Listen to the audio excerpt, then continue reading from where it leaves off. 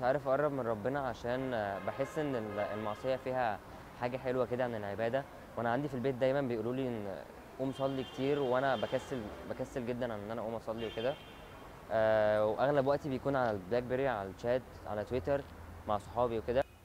انا بقى مشكلتي مع ربنا ان انا دايما كل ما اتوب برجع تاني، كل ما اتوب برجع اعمل الذنب تاني، مش ثابت خالص. يعني بحس ان انا ضعيف على طول.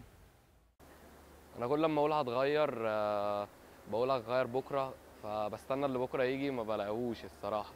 انا مش عارف العيب من مين الصراحه، يعني العيب مني ولا من اللي حواليا ولا من اصحابي ولا من الناس ولا من عارف، مش عارف مين. بس اللي انا عايز اتغير دي حاجه نيه جوايا، بس مش عارف. المشكله اللي معطلاني اني ما اقربش لربنا كويس قوي، عشان كل الناس اللي حواليا بتعمل نفس الغلط اللي انا بعمله.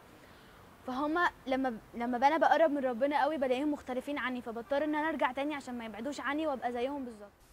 يمكن اكتر حاجه ما بتساعدكش ان انت تكمل على طريق الالتزام او ان انت تلتزم، هي ان انت ساعات كتير قوي بيبقى في جواك شحنه، يعني شحنه او طاقه ايجابيه وايمانيه جامده، يعني سواء اخدتها من درس دين او من كتاب معين قريته، وتبقى نفسك بقى ان انت تخرج الطاقه ديت في حاجه معينه. بتلاقي المجتمع مش مساعدك انك تخرج الطاقه دي، مع ان انت يعني على الجانب الاخر لو عايز تعمل اي حاجه فيها يعني ما فيهاش دين او ساعات كمان بيبقى فيها معصيه او كده، بتلاقي المجتمع بيساعدك جدا وبيقف جنبك ان انت تعمل الحاجه ديت. يمكن انا مشكلتي ان انا مش بحس بطعم العباده، مش بحس بحلاوتها. بعملها عشان مفروض عليا، في اوقات كتير بكسل وبكبر دماغي.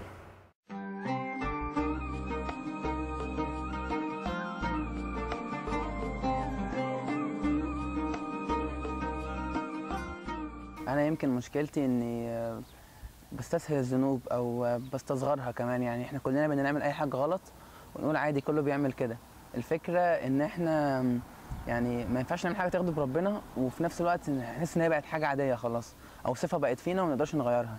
وكمان الميزه ان احنا كلنا من جوانا نفسنا نقرب من ربنا ونفسنا نبقى مسلمين صح، انما في حاجات كتير معطلانا ومصعبه علينا الموضوع. في ناس قالت بعضها وحاجات تانية كمان لسه ما قلناهاش. انا شخصيا مثلا ايام ما كنت بعمل ذنوب كتير وبعمل معاصي كتير، يعني تقريبا مفيش حاجه ما عملتهاش، بس مجرد ما قربت من ربنا خطوه صغيره او يعني عرفت طعم الطاعه بجد، حسيت بقى ان الحياه احسن كتير. مشاكل كتير قوي اتحلت مجرد ان انا قربت من ربنا.